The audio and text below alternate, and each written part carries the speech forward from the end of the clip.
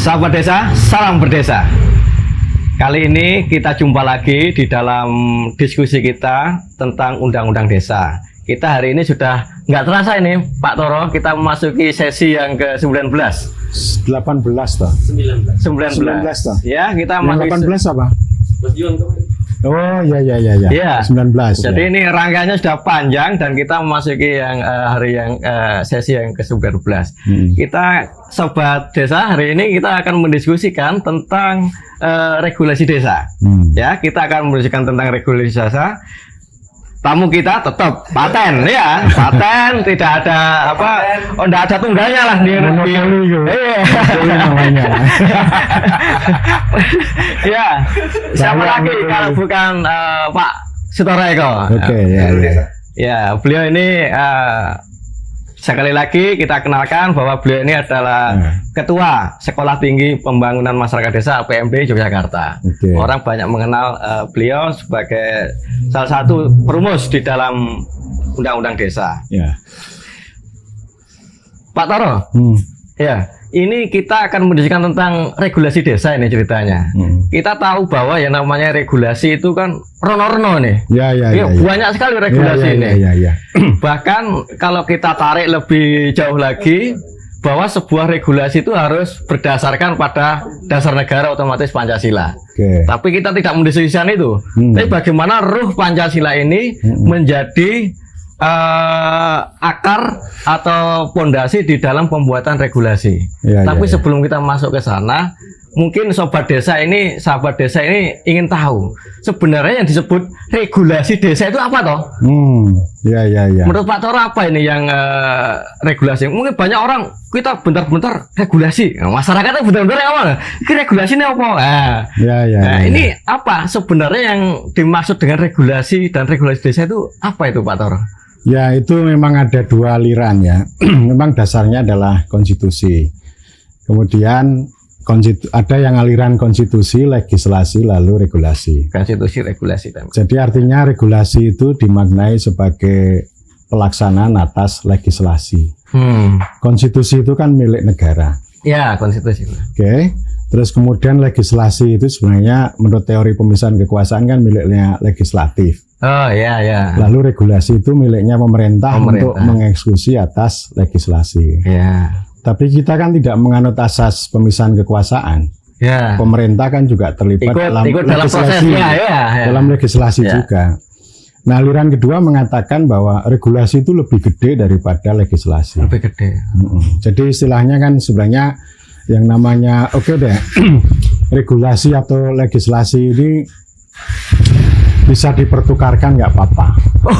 Nggak apa-apa lah gitu ya. Dalam praktek jadi kita tidak sepaneng sama harus ini harus itu ya. Ya memang kalau menurut teori yang paling konvensional kan urutannya itu konstitusi, legislasi baru regulasi. Nah, dalam praktek itu kan bisa campur baur. Kalau kita ngomong regulasi itu kan artinya ya sebenarnya legislasi itu ya regulasi. Konstitusi juga dianggap sebagai regulasi. Jadi ini kan sifatnya pengaturan. Ya, betul. Mengatur gitu ya. Ya, ingat ya kata kuncinya pengaturan. Oke, lanjut. Pengaturan itu kan kegiatan utama pemerintah. Nah, pengaturan itu kan sebenarnya mengandung banyak sisi sebenarnya. Jadi tidak hanya sekedar prosedur. Prosedur itu termasuk dalam norma. Jadi saya memahami entah itu undang-undang atau peraturan pemerintah misalnya, itu kan mengandung 4 toh sebenarnya. Pertama nilai. Nilai itu bersifat ideologi, sesuatu yang diyakini dan harus diperjuangkan. Kalau kita mengacu konstitusi ya nilai itu adil makmur. Itu kan. Jadi sejahtera, adil makmur itu kan nilai. Itu harus diperjuangkan itu. Atau sila kelima lah. Ya keadilan sosial bagi seluruh rakyat Indonesia itu kan nilai itu. Dan dia mengandung nilai itu sama tujuan itu ya dua sisi mata uang. Yang kedua mengandung moral. Moral itu bicara tentang baik dan buruk. Jadi dia ngomong tentang integritas. Gitu ya.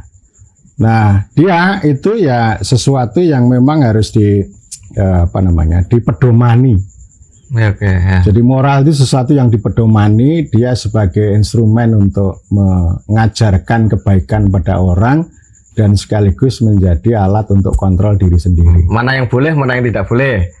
Nah itu nanti norma itu. Masa norma itu?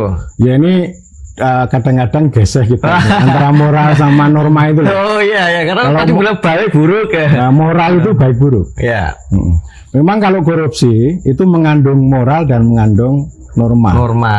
Okay. Kalau norma itu sesuatu yang harus dipatuhi. Dia bicara tentang benar salah. Bicara tentang kewajiban dan larangan. Gitu ya. Misalnya norma itu begini. Masa jabatan kepala desa 6 tahun 3 kali itu norma namanya.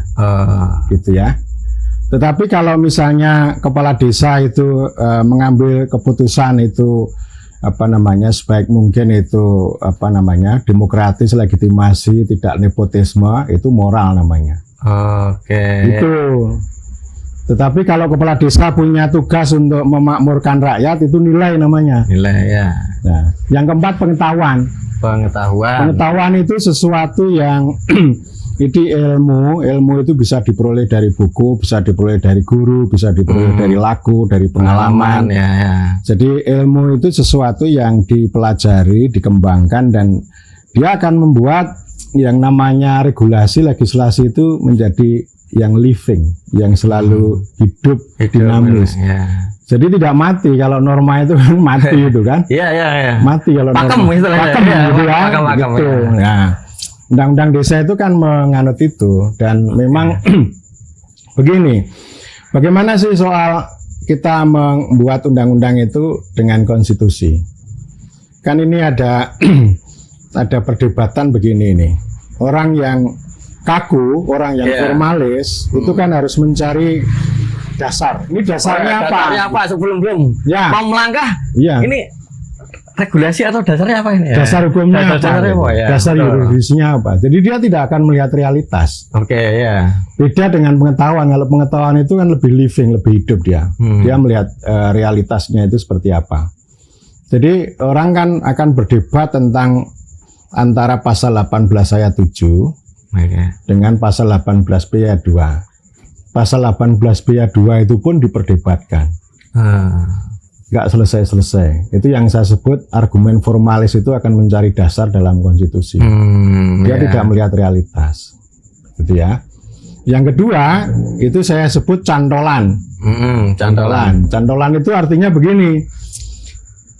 Realitasnya seperti apa? Aspirasi desa seperti apa? Aspirasi masyarakat desa seperti apa? Lalu sikap politik itu pemerintah itu apa? Jadi kalau kondisi desa seperti ini, lalu sikap politik pemerintah itu seperti apa, baru dicarikan cantolannya. Jadi tidak melihat dasar hukum, tapi cantolannya dulu. Lalu yang ketiga itu celah. Celah itu nyari siasat. Kalau ruangnya sudah sangat sempit, aturannya begitu ketat atau tidak enabling, tapi lebih banyak constraining gitu ya. Sementara aspirasinya, dinamikanya itu sangat dinamis, maka perlu dicarikan celah.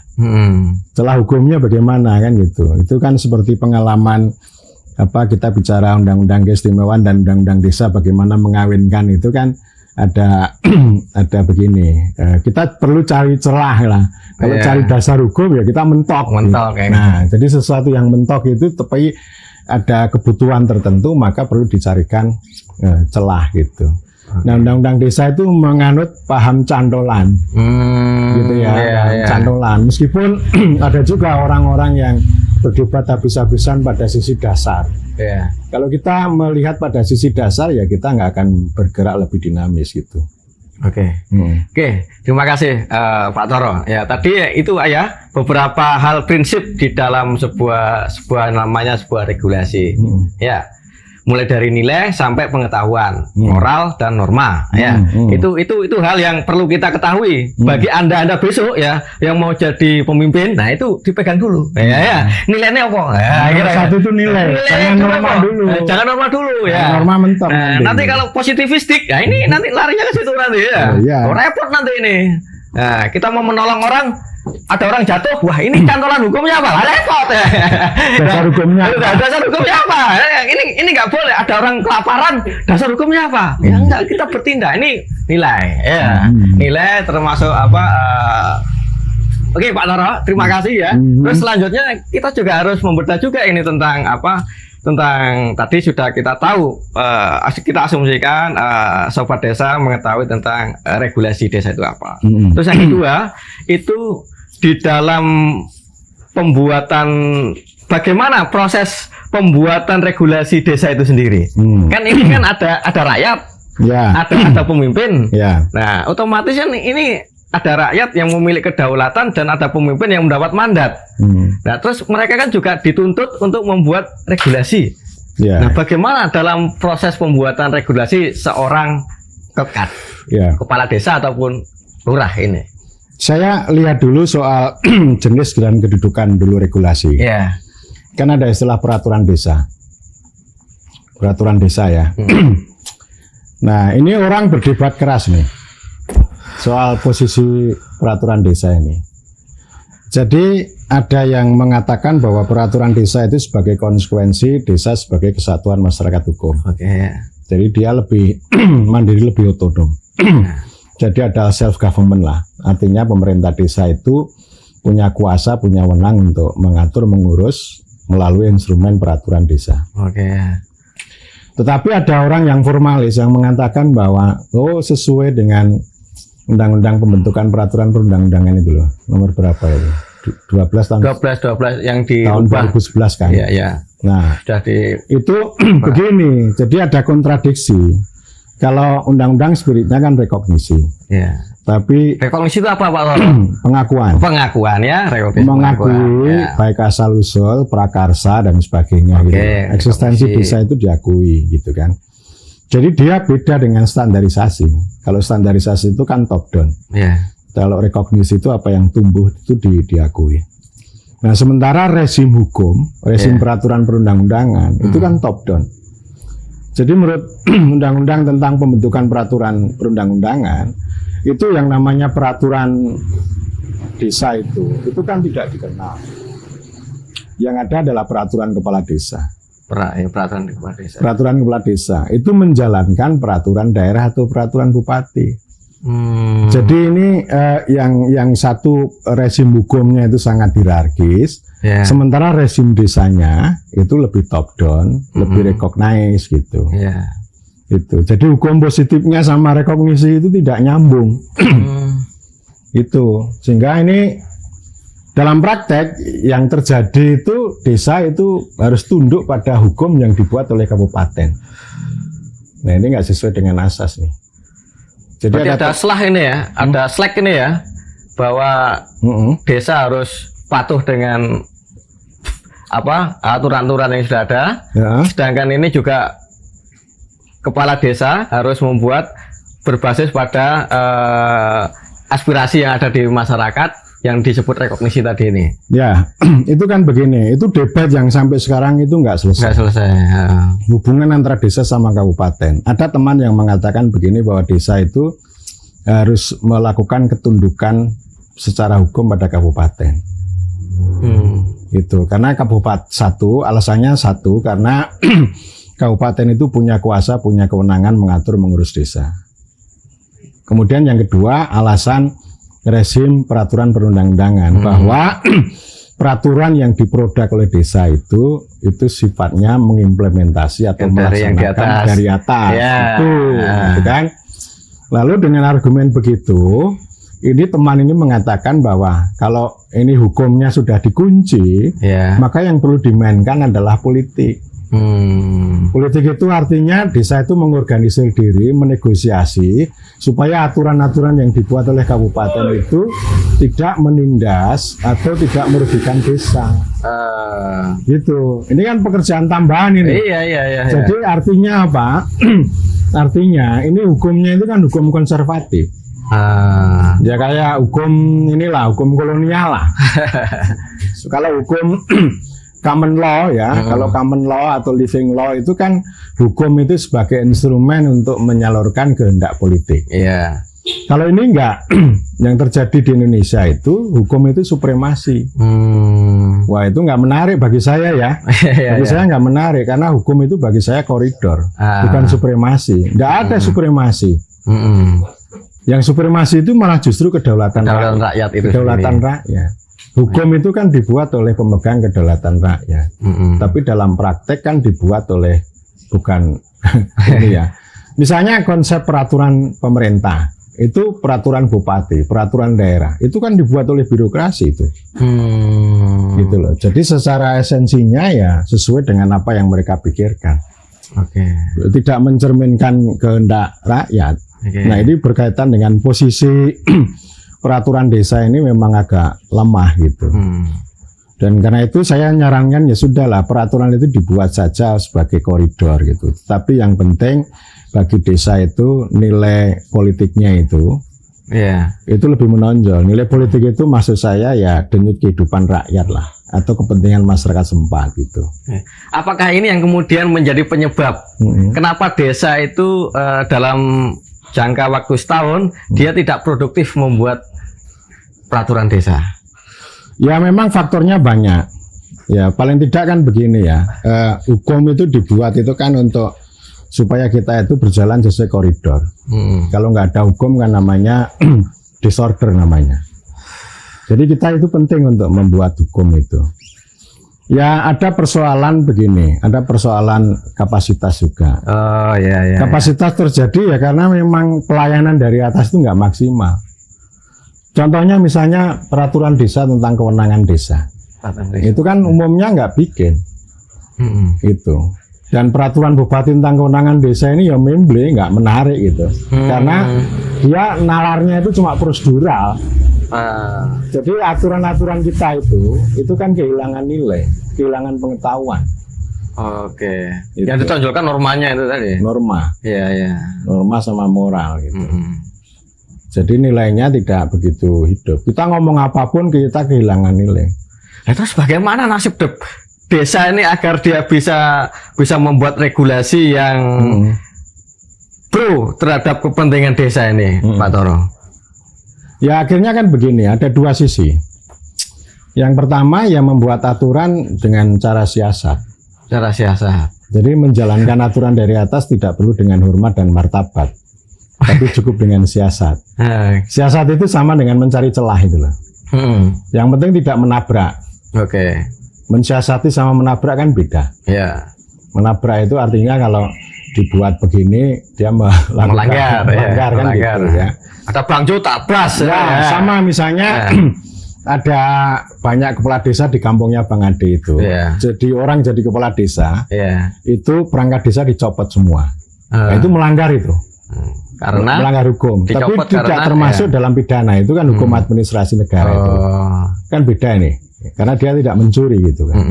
Itu kan membuat kerepotan. Akhirnya para perangkat yang dicopot itu harus menempuh jalan hukum PT-UN. Kan kita kan juga pernah ini toh. Betul. Membantu teman-teman perangkat desa yang desa dalam gitu. Itu namanya melanggar kalau itu. Iya, melanggar. Tetapi poin saya begini, kalau itu berkaitan dengan soal perencanaan gitu ya. Yang nanti akan menjadi agenda bagi desa itu ya kita perlu cari celah. Untuk mensiasati yang penting tidak menabrak, tapi kepentingan masyarakat setempat itu bisa dihadirkan dalam perencanaan. Itu. Dan yang kedua, ini punya dimensi bagaimana kita memandang peraturan, perencanaan, penganggaran itu bersifat politik. Politik itu apa toh? Politik itu adalah kerakyatan yang dipimpin oleh hikmat kebijaksanaan dalam permusyawaratan perwakilan. Itu namanya politik. Bagaimana tuh menerjemahkan di? Nah, itu kan orang bingung itu. Sampean kan ahli Pancasila. Enggak, saya kan sehari ini moderator. Moderator. Saya narasumber, enggak boleh ngomong nanti saya. Offset nanti saya nanti. Gitu kan. Nah, itu kan banyak orang itu kan bingung. Kerakyatan itu abstrak. Betul. Sama juga ada sosiolog yang tidak sosiologis itu mengatakan bahwa rekognisi dan subsidiaritas itu abstrak. Oh, saya katakan Anda belajar sosiologinya belum tamat itu kan. Jadi yang real, yang konkret itu kepentingan masyarakat setempat. Gitu loh. Ini sama, kepentingan masyarakat setempat itu adalah kerakyatan yang dipimpin tadi. Gitu loh.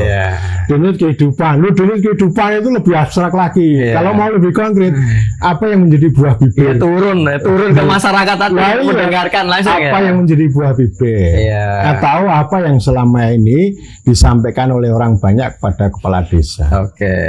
Jadi kepala desa itu seharusnya menurut prinsip kedaulatan rakyat NKRI, kepala desa itu ya bekerja atas dasar itu tadi, denyut kehidupan, aspirasi, apa yang selama ini ditanyakan gitu. Jadi bukan aturan-aturan dari atas yang teknokratik. Jadi saya melihat selama ini kan begini, peraturan itu kalau yang lama namanya birokratik, kalau sekarang teknokratik. Gitu loh. Teknokratik itu misalnya ngomong SDGs desa. Terus ngomong data, ngomong indikator, misalnya nanti membagi BLT itu kriterianya begini, kriterianya begitu. Nanti dalam pelaksanaannya ada yang dapat, ada yang tidak. Karena ngomong duwe tapi kepingin itu. Ya kalau itu sih moral. Moral. Tetapi kan ada juga misalnya orang yang mengatakan begini, loh kami ini kan sama mereka. Hidup sehari-harinya kan sama. Kenapa dia dapat kami enggak? Itu kan cuma persoalan skor. Persoalan indikator itu kan persoalan teknokrasi. Gitu ya. Memang ini ini jadi masalah dan kemarin sudah kita bicarakan pada sesi kita diskusi tentang kemiskinan ya. Jadi teknokrasi ini luar biasa. Jadi artinya soal data indikator tetapi itu dimasukkan dalam regulasi. Nah, kita itu saya kira sangat berbeda baik menurut tradisi hukum yang mencerahkan, hukum yang membebaskan. Hukum itu kan sebenarnya konsepnya membebaskan dia. Konsepnya kan melindungi. Konsepnya kan untuk menciptakan keadilan. Tapi dalam praktek kita kan hukum itu tidak menciptakan keadilan, hanya prosedur. Ya, jadi saya kan selalu mengatakan bahwa adil itu adalah konsep hukum, daulat itu adalah konsep politik. Makmur itu konsep ekonomi. Kan itu bisa disambung, nilai-nilai itu disambung untuk menjadi tujuan, untuk menjadi guidance gitu. Jadi tidak semata-mata ngomong prosedur. Nah itu saya selalu kritik bahwa para sarjana hukum, para profesor hukum itu lebih banyak ngomong prosedur. Jadi tidak ngomong soal bagaimana mencapai nilai gitu. Ya, sama nanti dengan soal regulasi kita ini kan. Banyak sekali termasuk regulasi desa. Karena itu saya sering mengatakan pada desa ya sudahlah. Namanya beyond ya. Selain tadi saya katakan siasat mencari celah, itu beyond itu melampaui gitu. Melampaui kan kepala desa kan sering mengatakan kami ini menghadapi aturan begini begitu kan banyak banget. Lalu apa yang kami lakukan? Saya mengatakan begini, pilihan pertama, Anda bisa patuh sepenuhnya pada aturan. Anda akan selamat, Anda akan aman, tapi Anda akan kehilangan legitimasi di mata orang banyak. Gitu. Karena tidak sesuai dengan konteks lokal ya, komisi tadi ya. Sesuai itu. Dan itu banyak terjadi.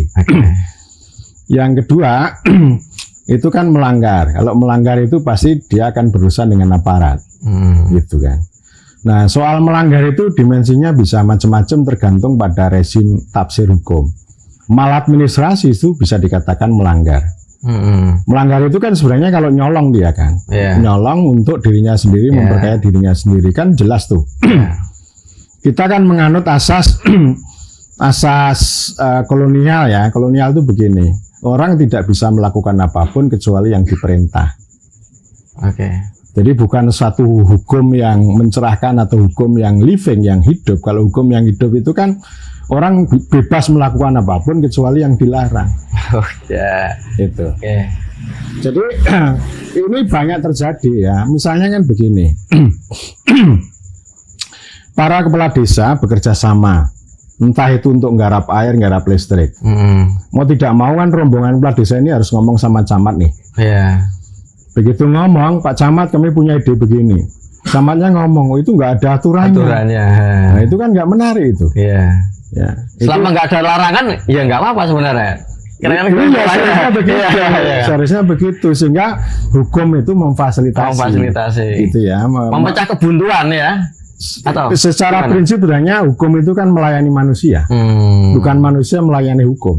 Iya. Kalau manusia melayani hukum itu namanya hukum prosedural ya. Bukan hukum esensial. Oke. Gitu ya. Tapi penting, hukum itu penting. Tapi jangan sampai hukumnya ya hukum seperti sekarang ini. Oke, di sumber saya Pak Toro. Sumber saya. Ada. Lanjut. Ya, oke. Ya, jadi seperti itu ya, sahabat desa. Kita sudah ada beberapa hal tadi yang sudah disampaikan oleh Pak Toro. Kita melangkah ke selanjutnya. Kita sering juga yang namanya kepala desa ataupun desa itu kan juga ada regulasi-regulasi yang banyak sekali jatuh kepada desa. Ya. Bagaimana potensi tentang apa istilahnya tabrakan itu apa ya? Yang menjadi keserimpet-serimpet itu loh. Istilahnya apa ya? Mau makanya nanti melanggar peraturan ini. Ini bagaimana menangani soal regulasi-regulasi dari atas yang terlalu banyak dibebankan kepada desa ini? Ya, itu kan ada dua tuh. Aliran yang konvensional mengatakan perlu sinkronisasi, perlu harmonisasi. Sinkronisasi dan harmonisasi. Saya itu paling nggak suka istilah itu bahasa harmonisasi itu nggak suka. Dan itu kan nggak pernah terjadi. Iya. Jadi harmonisasi, koordinasi, sinkronisasi itu diperlukan karena pembagian kewenangan tidak jelas. Itu loh. Jadi kewenangan ini harus dibagi. Kekuasaan itu kan prinsipnya harus dibagi ya. Meskipun yang paling penting kekuasaan itu harus digunakan untuk kepentingan orang banyak. Tapi di kita enggak. Apa-apa ngomong sinergi. Harmonisasi. Enggak pernah harmonis. Gitu kan. Iya. Dan itu kepentingan soal harmonisasi itu terjadi karena tadi kewenangan tidak jelas. Dan yang lebih parah lagi karena distorsi. Jadi undang-undang diatur peraturan pemerintah. Peraturan pemerintah diatur oleh peraturan menteri. Satu menteri mengeluarkan 25 peraturan. Ayo. Nanti kalau ada 3 menteri ya berapa aja peraturannya kan gitu. Itu karena mendistorsi dan peraturan itu ya bisnis. Gimana itu? Bisnis. Peraturan itu bukan untuk melayani orang, bukan untuk memudahkan desa, tapi bisa bermakna sebagai kekuasaan yang membuat aturan dan sekaligus bisnis atau industri. Sekurang-kurangnya dengan peraturan itu, lalu kan bisa ngambil duit APBN. Iya, pembuatan lalu itu kan bisnis tuh. Yang lebih parah lagi kan kalau ini lalu ada aturan digunakan untuk bimbingan teknis. Nanti kepala desa atau siapapun diundang untuk bintek, untuk sosialisasi. Nanti bayar 5 juta satu orang. Kan begitu. Itu kan bisnis itu kan gitu ya. Atau peraturan itu sebagai industri. Gitu ya. Jadi ya nggak mungkin akan ada harmonisasi karena interestnya itu ya kekuasaan sama bisnis itu. Jadi itu soal political economy regulasi gitu. Nah itu memang ada kerepotannya juga. Ini kan kalau kita runut lebih jauh karena kita tidak mengenal paham pemisahan kekuasaan. Secara murni ya istilahnya. Jadi pemerintah itu ya cawe-cawe ikut-ikut. Akhirnya apa?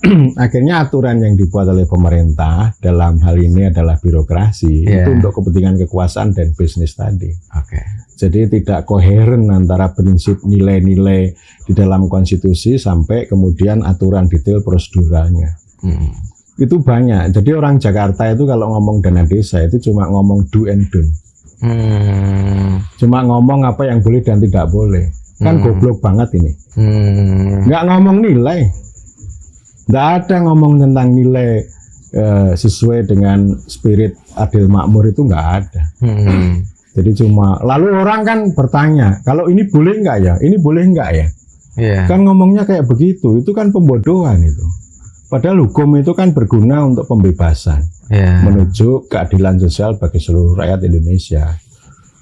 Tuh, ya. Jadi makanya pilihan pertamanya yang saya nggak suka itu dalam situasi seperti itu harmonisasi dan sebagainya. Yang kedua ya sebenarnya ya regulasi yang nggak ada ini kan harus direform, harus dipotong. Kalau istilahnya Pak Mukwam itu kembali ke mandat, tegak lurus menjalankan undang-undang gitu kan. Ya, selama 10 tahun ini kan gagal nih. Pelaksanaan undang-undang ini kan mengalami distorsi yang luar biasa. Dan kemudian sekarang nasir sekarang berpikir bagaimana nanti rezim yang akan datang itu bisa kembali ke mandat. Sebenarnya Presiden Joko Widodo sudah bolak-balik, ya, sudah bolak-balik kurangi nih aturan-aturan ini ya, aturan-aturan terutama yang terkait dengan pengelolaan keuangan desa. Beliau sudah memberikan perintah sederhanakan. Tapi ya tidak disederhanakan, tetap saja. Ya, jadi ya ini itu tadi karena kembali pada kekuasaan dan bisnis tadi. Kalau regulasi disederhanakan, maka kekuasaan mereka akan terpotong, bisnis mereka akan terpotong. Itu. Terakhir Pak Toro. Kalau orang sehat itu kan mau makan apapun itu tidak ada larangan. Ya, jadi semakin orang sehat itu semakin tidak ada pantangan. Pak Toro setuju nggak kalau seandainya regulasi desa itu kalau semakin banyak regulasi yang ditelurkan itu justru membuat langkah gerak desa ataupun pemerintahan desa ataupun pemerintahan ini bisa menjadi nggak sehat? Iyalah, desa kan nggak sehat. Jadi kan kepala desa itu sewaktu mereka demo sebenarnya kalimat utamanya itu kan kewenangan kami dikebiri. Kewenangannya dikebiri.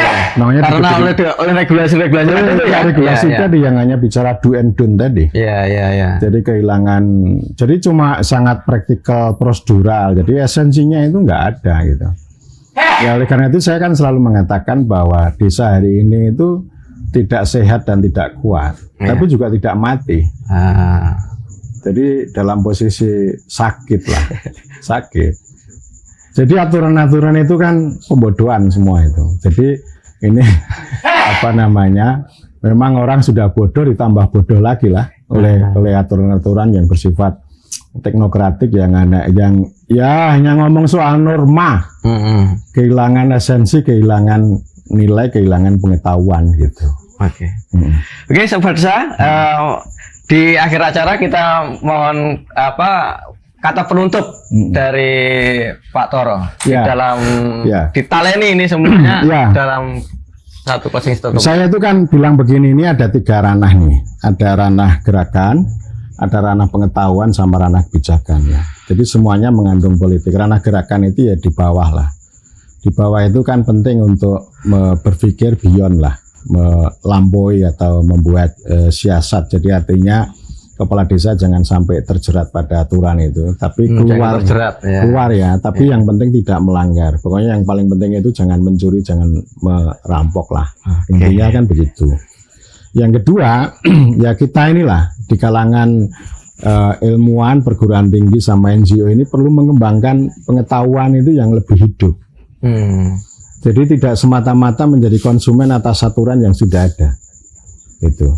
Jadi kita penting untuk mencerahkan hukum. Jadi karena hukum ini tidak mencerahkan malah justru membodohi, maka peran kita di level meso pengetahuan ini penting ya, membuat diskurs. Bagaimana sih kita membuat hukum itu kita sesuaikan dengan sila keempat dan sila kelima. Yang disebut dengan bintang penuntun dinamis itu kan sampai lebih tahu dari saya. Terima kasih. Lalu yang ketiga itu level kebijakan. Jadi yang penting itu kan soal kebijakan, soal sikap ini yang kita harapkan kan pada pemerintah sebenarnya ya. Pemerintah itu yang paling penting itu kan sikap sama kebijakan.